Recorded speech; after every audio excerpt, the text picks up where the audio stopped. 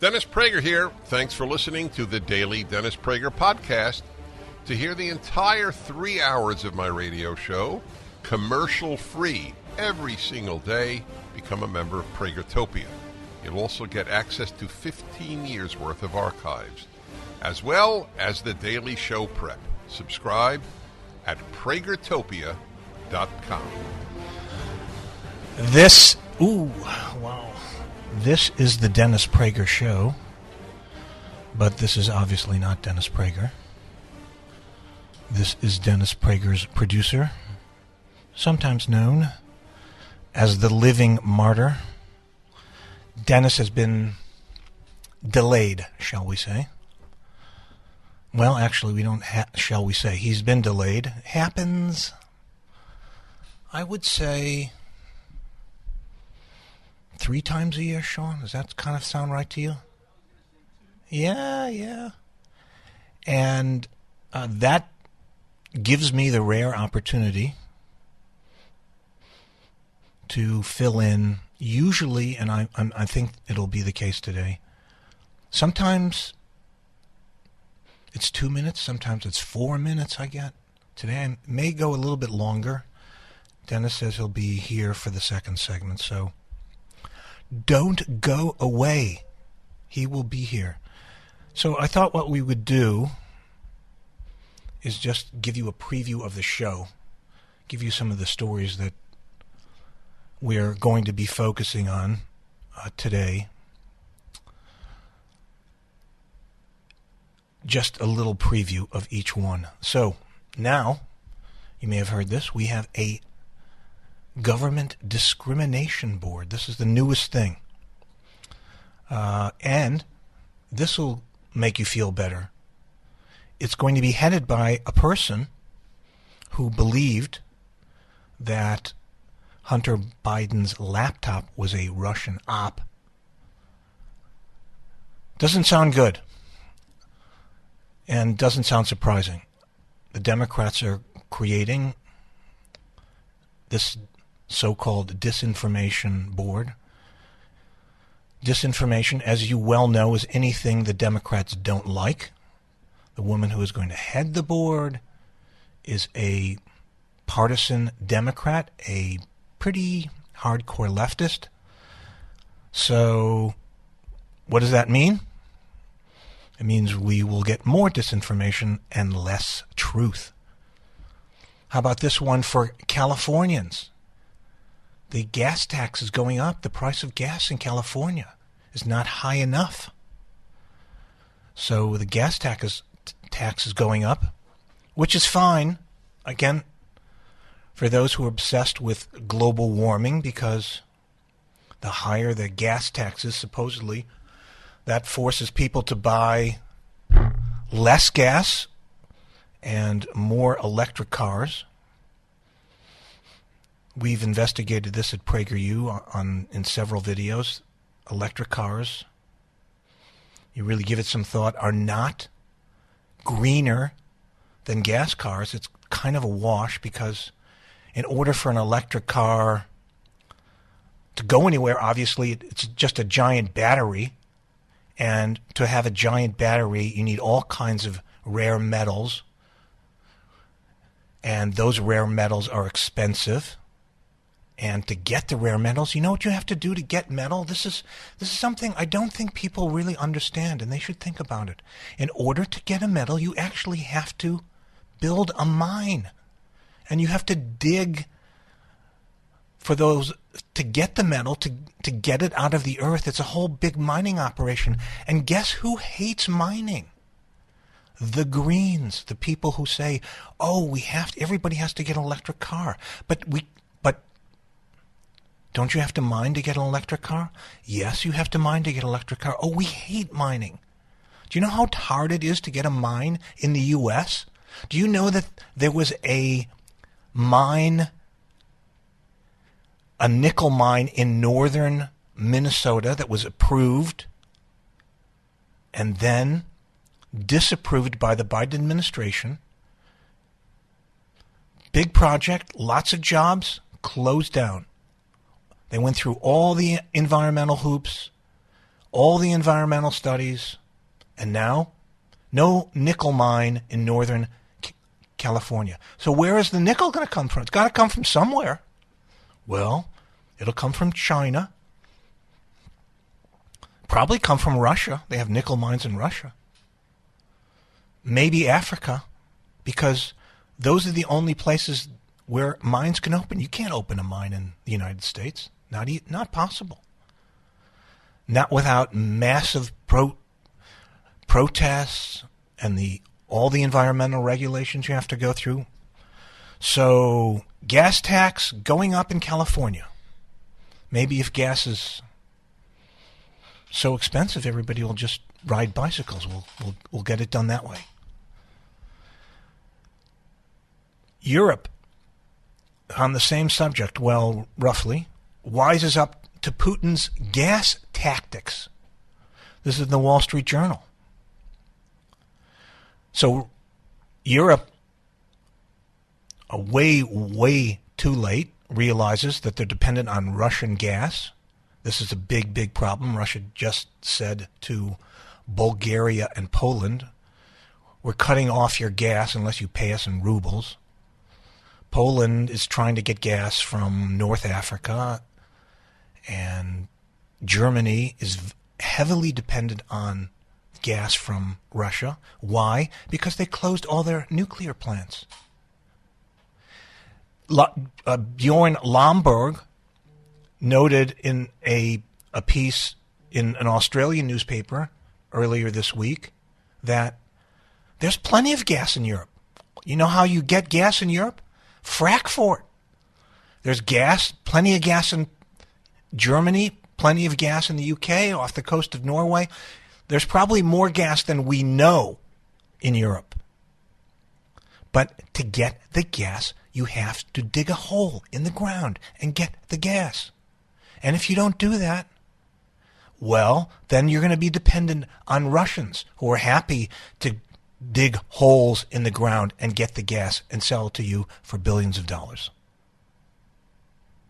What do you think would happen if the Biden administration said, change in policy, Keystone Pipeline, online, baby, we're going Keystone, Anwar, Alaska, yep, we're going to drill in Alaska, we're going to make it easy to get energy in the U.S., we're going to export it all over the world. What do you think would happen to gas prices? Those gas taxes in California might even, you might not even feel them because the price of gas would go way down and Mr. Putin would be in big trouble. But that's not going to happen. Simply not going to happen. Well, let's see. He's here, and he's going to walk in front of the camera. He's going to block. He's going to wave to you. It looks like I've had my 10, 12 minutes for the next few months. The next time this happens, I'll hopefully be here and ready to fill in, but I don't have to fill in for much longer because the host of the show has arrived. So let me step aside. Sean, how much time do we have left in the segment? There's a minute and a half, sir. Okay. So you want to relax for a minute and a half, or do you want to take over? I'll let everybody know I'm here. Okay. All right. So I'm going to fold my computer screen and retreat where I belong, which is in the background.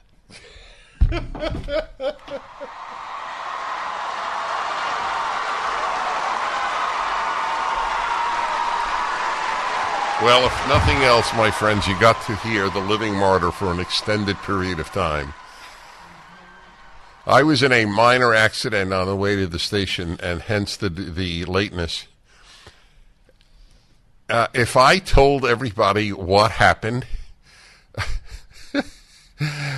well, in a nutshell, I made a right turn in a right turn lane. There were two right turn lanes, and the guy in the other right turn lane to the right of me kept going straight.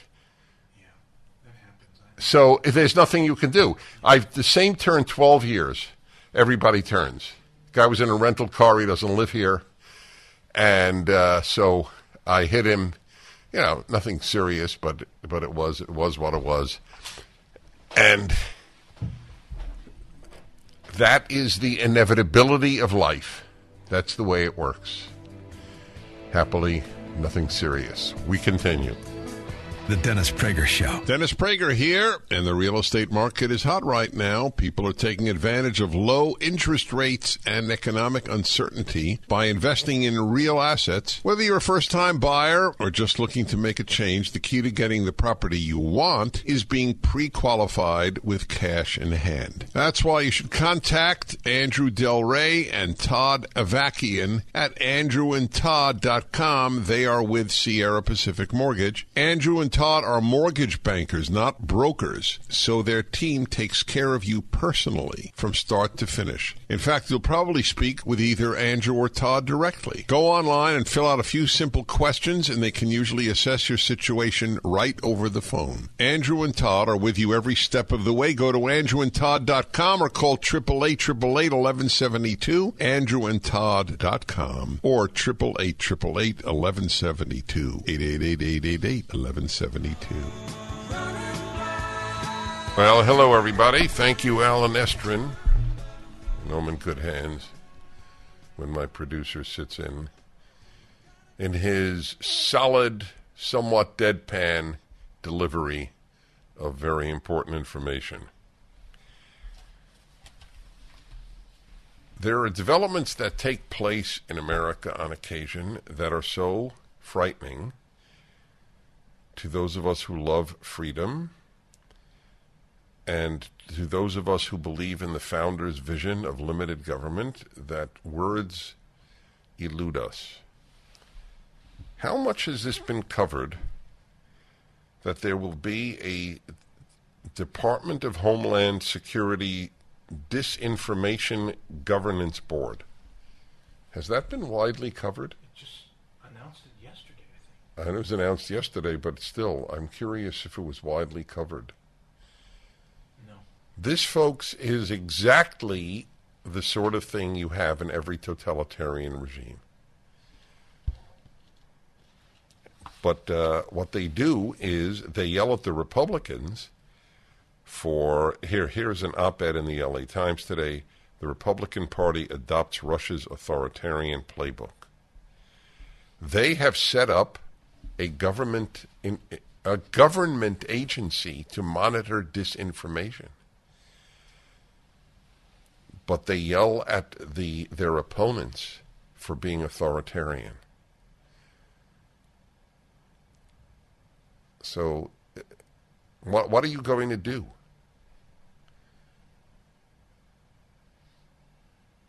It's like murdering somebody and saying that they actually did the murder. This is the true gaslighting, as they have put it. Daily Mail, President Biden has set up a disinformation board headed up by a woke so-called expert who's against free speech and tried to pour cold water on the Hunter laptop scandal. Nina Jankowicz will head the Department of Homeland Security's Disinformation Governance Board. Get that? The Department of Homeland Security will now be turned into a Stasi. That was the East German intelligence agency, spy agency on its own people. The Department of Homeland Security's Disinformation Governance Board. She will be the executive director. Homeland Security Secretary Alejandro Mayorkas didn't disclose any powers that would be granted to the dystopian-sounding board while addressing lawmakers on Wednesday. He explained that the board would work to tackle disinformation ahead of the November midterms. In other words, so he's actually noted it's political. See, they're afraid that Hispanics are starting to vote conservative. So they're telling Hispanic Americans that you are receiving misinformation from anything that isn't left-wing. So you can't vote conservative because you're being lied to. Wow. Mayorkas noted that the focus of the new board would be to stop the spread of misinformation in minority communities, including election misinformation ahead of the 2022 midterms. He added that it would focus on the latest trend of misinformation allegedly targeting Spanish-speaking voters. No further details on the exact misinformation being deployed against these communities were shared.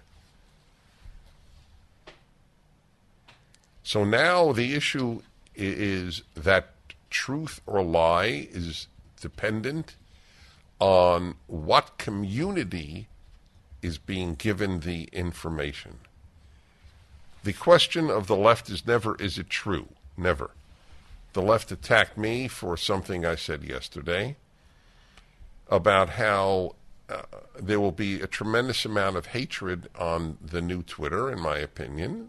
That's pure opinion. I conjecture. I acknowledged it, and I'm not a prophet. I can't predict with certitude.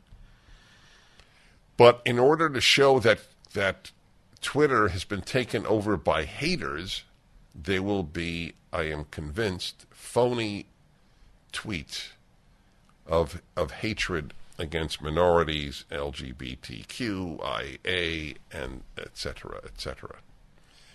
And I said that hoaxes in this regard have become common. So it gives you a good idea of the low moral and intellectual status of the left-wing monitoring services. They put up the video of me speaking yesterday, saying that almost every hoax that I am aware of on a college campus was done by a minority, usually a black. If there's a noose, if there's the N-word on a college dormitory door, to the best of my knowledge, it's virtually always been done by a black student trying to show how racist the college is. I bring these to you regularly. I've written this up. I am not the only one to write this up. So the left broadcast this. Look at what Dennis Prager said, as if it were not true. They don't say it's not true.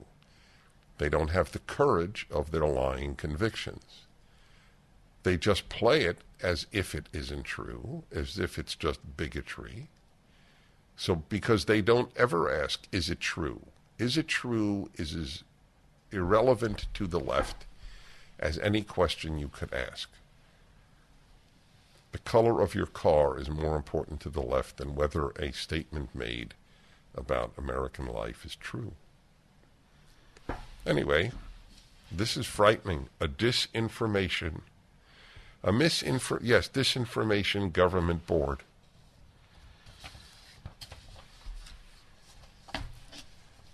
Wow. What was the Franklin Roosevelt's line? The only thing we should fear is fear itself, which I think is terrific. The only thing we have to fear, right. I agree with that, but I would now modify it and add the only thing we have to fear is the left itself. That's true. I don't fear COVID. I don't fear death. I fear the death of my beloved country at the hands of people who loathe it. It's not so much that they just loathe the country, they loathe the liberty that has made this country unique.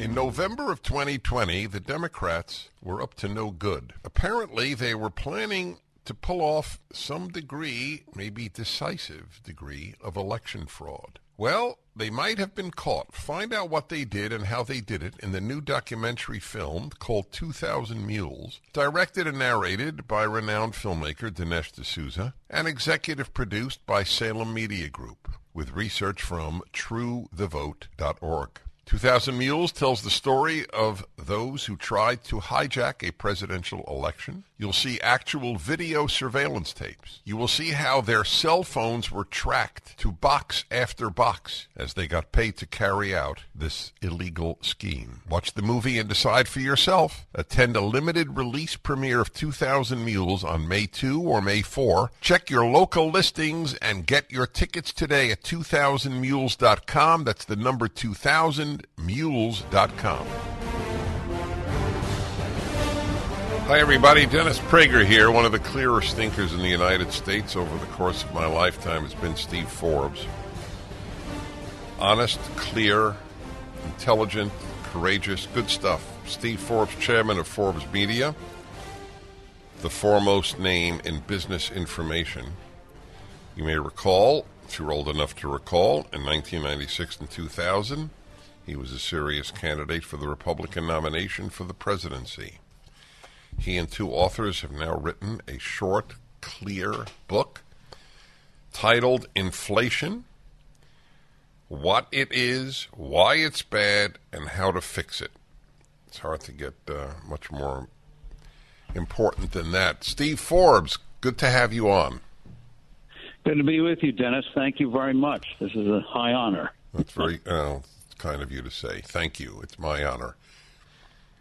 You know, I'll start with a very heavy comment. Inflation is not just a monetary issue. I mean, I know you know this. I'm saying this for the benefit of my listeners.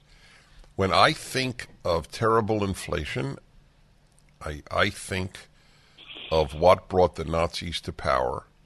I know a lot about that era, and it was not anti-Semitism that brought the Nazis to power. It was, in my opinion, the inflation in the Weimar Republic, the republic that was created after World War I in Germany. So when people think inflation, they should understand the social repercussions of terrible inflation. Have I overstated the case? No, you haven't.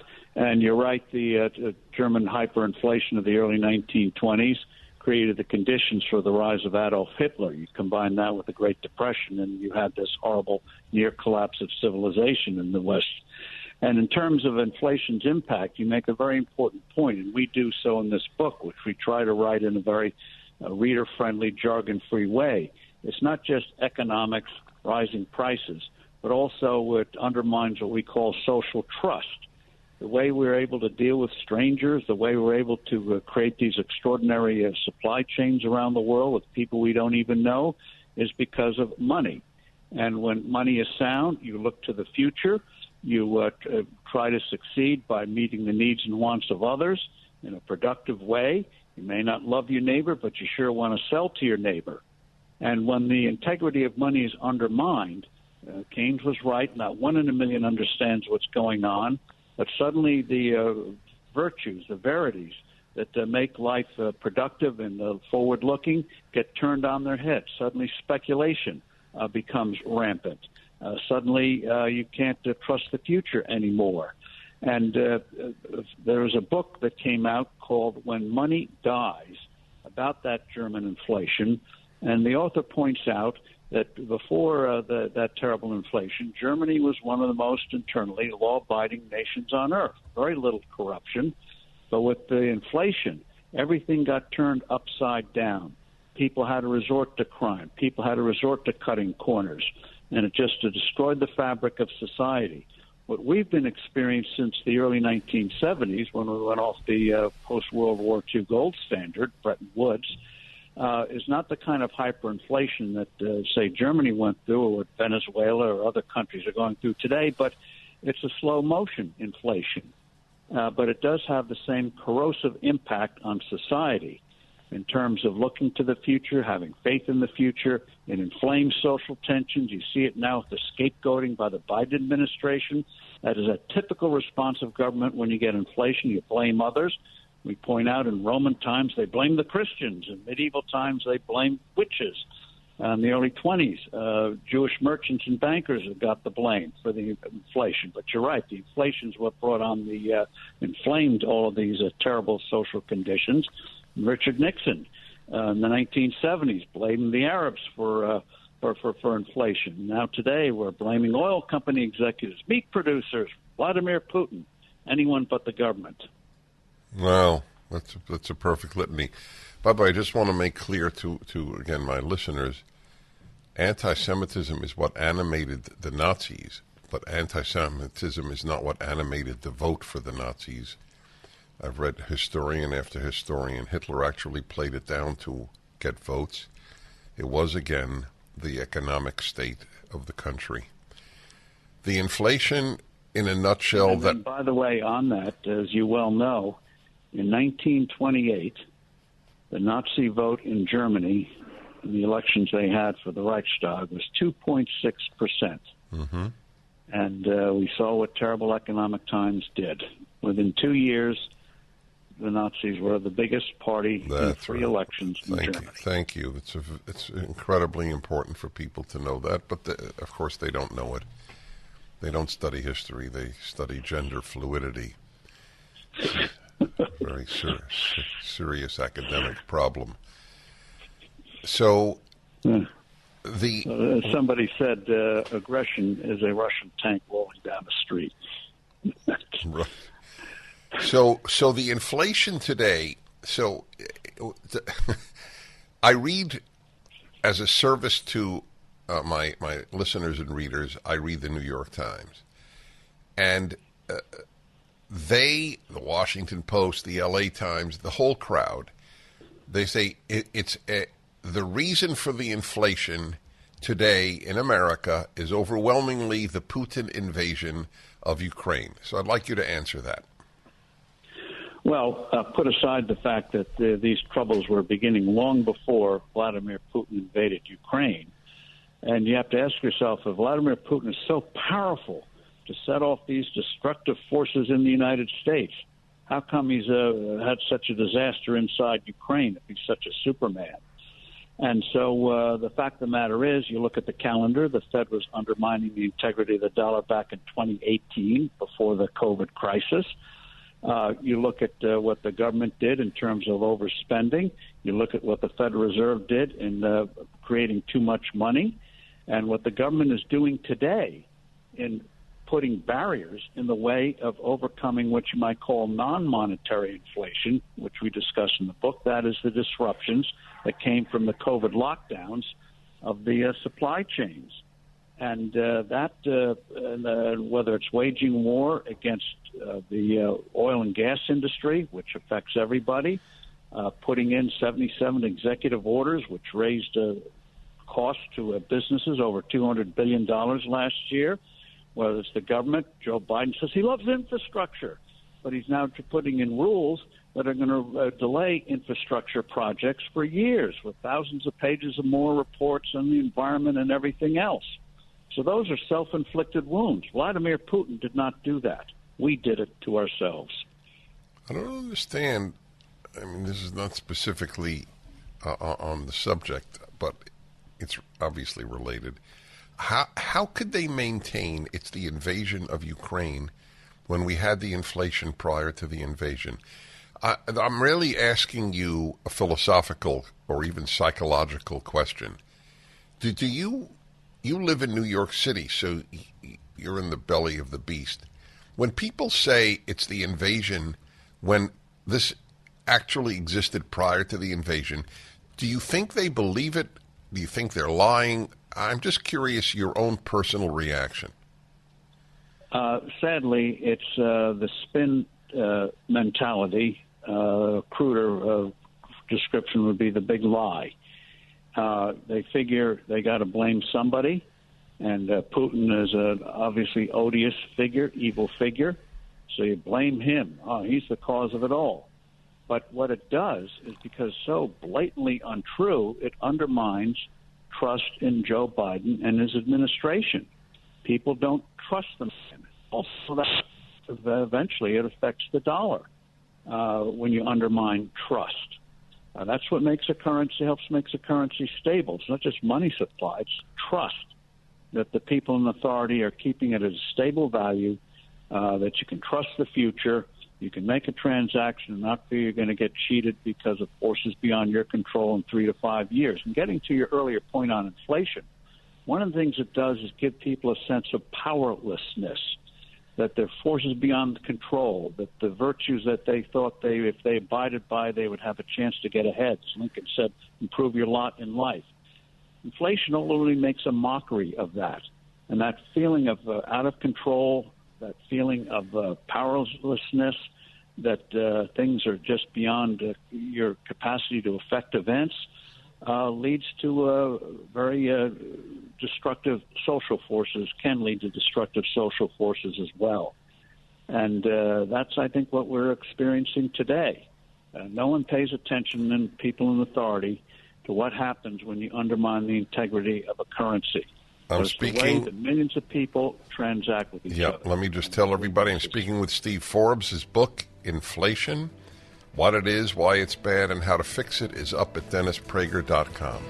The Dennis Prager Show. Towels just don't seem to dry you anymore. They feel soft and lotiony in the store, but you get them home and they don't absorb. Well, Mike Lindell at MyPillow found that out around 2006, and towels changed forever. He found the best towel company right here in the USA. They have proprietary technology to create towels that feel soft but actually work, and that happens to be true. I use them. They are all made with USA cotton, and they come with the MyPillow 60-day money-back guarantee. 6-piece set, 2 bath, 2 hand towels, 2 washcloths. Regularly $109.99, now $39.99. Just go to MyPillow.com and click on the new radio listener specials and get deep discounts on all MyPillow products, including the towels, by entering the promo code Prager, or call 800-761-6302 for these great radio specials. MyPillow.com, promo code Prager. And my guest is the properly prominent Steve Forbes, a truly rational, honest thinker. And economics is his field, though he has very important things to say about other things. But he has a book out now with 2 co-authors. It's very simple to read, not simplistic, simple. And it's titled Inflation, What It Is, Why It's Bad, and How to Fix It. I want to go back, if I may. I have never understood, which may be a reflection on me, I acknowledge that, but I have never understood the argument for getting off the gold standard. I would love to know from you, who I think it's clear to say you thought it was a bad decision. Why was the decision made, and how does one defend it? Well, first, a gold standard is the way in which you keep the value of a currency like the dollar stable. Gold, for a variety of reasons, keeps its intrinsic value better than anything else on this earth. Not perfect, but better than anything else. And so it's like a yardstick or a scale or a clock, which measures time. Money measures value, and when you attach it to gold, you ensure that it has a stable value. And people today, especially economists, don't know or overlook that we were on a gold standard for 180 years, from the 1790s, when Alexander Hamilton put us on it, to the early 1970s. And so it works because it keeps a currency stable. And during the gold standard time, even though the U.S. had depressions, wars, civil war, the average economic growth rate was the best in human history. Obviously, there are other factors, but it was the best in human history. And that's how we went from an agricultural group of colonies on the East Coast to the mightiest industrial nation in the world within a century. And I'll give you one statistic. And when we were on the post-World War II gold standard after the war ended, from the late 40s to around 1970, the average U.S. growth rate was 4.2% a year. Since then, it's gone down to 2.7% a year. Now, that doesn't sound like a lot, but when you compound that over 50 years, you see the devastation. If we'd maintained our historic growth rates, household income, median household income today, which is about $67,000, would be over $100,000 to $110,000. Just imagine how much better people's mind would be if they're making $100,000 a year instead of $67,000. That is the price you pay when you undermine the integrity of a currency. And you also, by the way, just one aside on that, countries that repeatedly debase their money big time are violent countries. You look at Brazil, you look at Argentina. Violence rises when people don't trust the currency.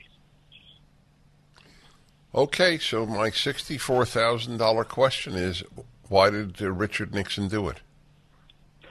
They did it by mistake. They didn't mean to go off of it, but there was a mild recession. Nixon was coming up for re-election. They had this mistaken belief that if they devalued the dollar, that would improve our trade balance, that would goose up the economy. And so they went off in August of 1971.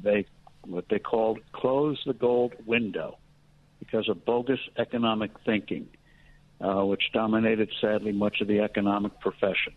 They like to think they can do things better than an impersonal force like gold. So they went off of it. They made a half-baked attempt to go back on it, but no one was really willing to make the effort to do it. So it just sort of fell apart in the early 1970s. Ronald Reagan wanted to go back on the gold standard, but no one around him, except for the handful of exceptions, most of the economists said, no, you can't do it. And he knew that if he didn't have the support of intellectual support, it wouldn't happen, and it didn't happen. What about other countries? He wanted to do it. Did any country in the world stay on the gold standard? No, because of the post-World War II era, because we were the dominant country after World War II. We had about half of the Reserve Bank gold in the world. Europe was devastated. Japan was devastated. So they came up with a system that the dollar would be tied to gold, and other countries would tie themselves to the dollar. So you'd be on the gold standard one step removed. So the German mark was tied to the dollar, fixed rate, exchange rate. The dollar was fixed to gold, so Germany was in fact fixed. But when the dollar went off of it, that meant the other currencies went off of it at the same time, simultaneously. So the whole structure came down at once. And so for the first time in centuries, no country was on the gold standard when we went off of it. So how do you explain, if it even needs explanation, the great inflation of the 20s while America was still on the gold standard? Well, when you look at the commodity prices in the 20s, we really didn't have a great inflation. Farmers certainly didn't feel we were had inflation as agricultural prices went down. And so when people say that, I look at the numbers. Well, no, I should have been precise. I was thinking about Germany. Germany was tied. Oh, yes. Okay. Germany. Okay. Germany. The thing to keep in mind about Germany is after World War One, the World War One inflation was not much worse than the other belligerents in the war. It was the post-war inflation that really went off in Germany. Germany was not on a gold standard. They were printing money because they did so for political reasons. They felt if they paid workers a lot of money, they'd prevent revolution. And they had this weird thing that they thought they weren't creating enough money. As prices were going up, they say we're not creating enough money. All right, hold it there if you would, Steve. I'm with Steve Forbes. I want to push your book. So the book is Inflation, what it is, why it's bad, how to fix it, up at my website. That's a scary video. What is it? Social what? What is it called again? Social credit, yeah. There's no question most people on the left would like to have that in America. You know what? It's interesting. I remember when it first hit me the long reach of government and the acceptance of it. I always knew about the long reach of government, but the acceptance of it by nice people. It was in Australia. I was speaking in Australia, and I had a dinner at the home of one of the hosts. So obviously someone who liked me enough to help bring me to Australia. And this was Sydney, and they were telling me that how much trash you put out for the trash takers, the trashmen, the garbage men, whatever term you wish to use, the sanitation workers. The amount of trash you put out was monitored by the city of Sydney. This must be, oh, wow. Yeah, I would say almost 20 years ago. You remember me talking about it? So it's less than 20 years ago? Like, how long are you with me, Sean? So you're 17 years? Okay, maybe 15 years ago. Fair enough. It's good to be precise. It's very important, actually. And I remember thinking, I actually spoke up. I said something to the effect, you're okay with that? The amount of trash you put out is monitored by the government? And you're fined if you put out too much for the number of people living in your house? They were all fine with it. And these were people who were having dinner with me who liked me. And so it's what I learned was not the long reach of government. As I said, I've always known that. But in the last, I guess, 15 years, and certainly the last 2, I have come to realize the peace most people make with the government controlling their life.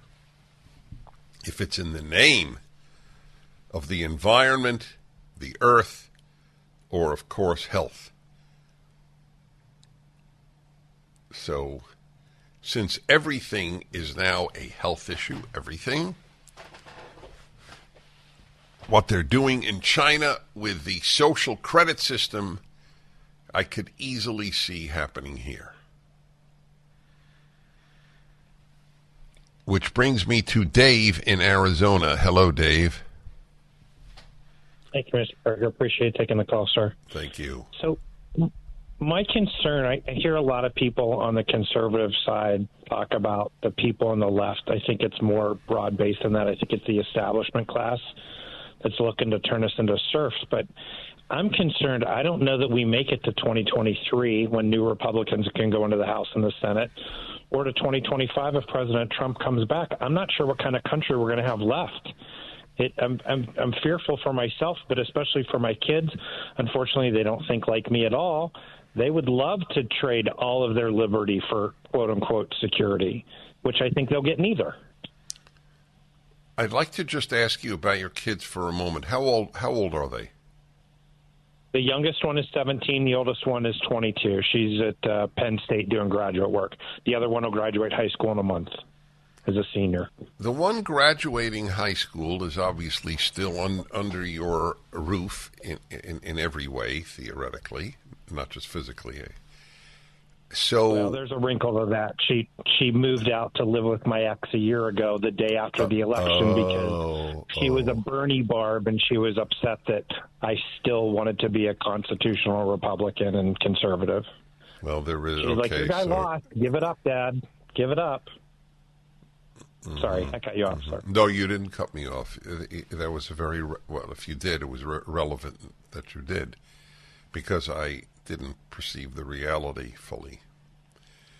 Okay, I was going to ask you, I assume your ex is on the left.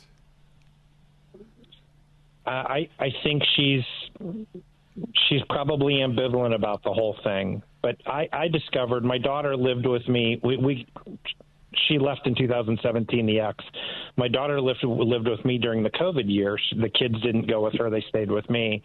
And I found out what they were teaching her.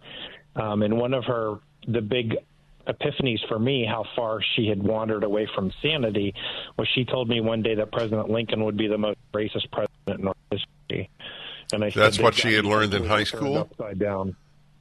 Correct. Yeah, she was a sophomore at the time. Yeah. Wow.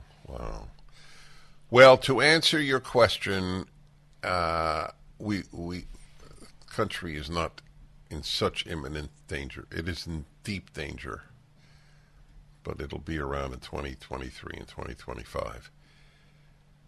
But we can lose it.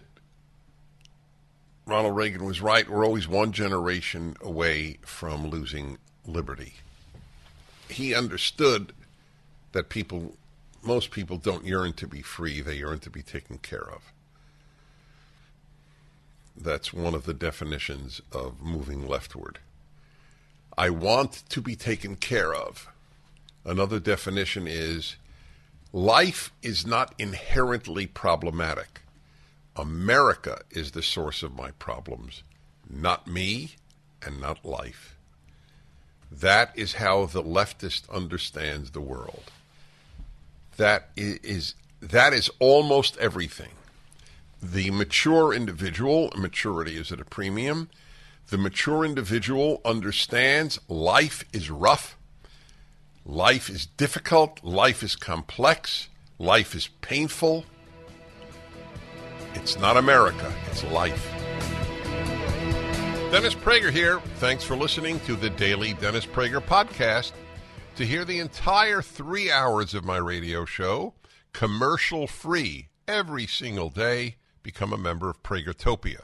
You'll also get access to 15 years' worth of archives, as well as the daily show prep. Subscribe at pragertopia.com.